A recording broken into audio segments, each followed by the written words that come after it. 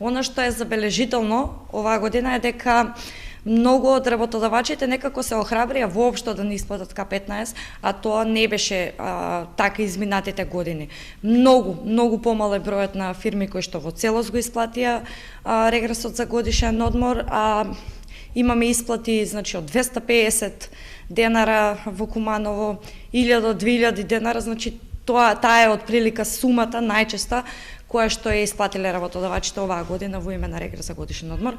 Мене ми е разочарувачки тоа што дури таму каде што има синдикално организирање, зборам за текстилните компании,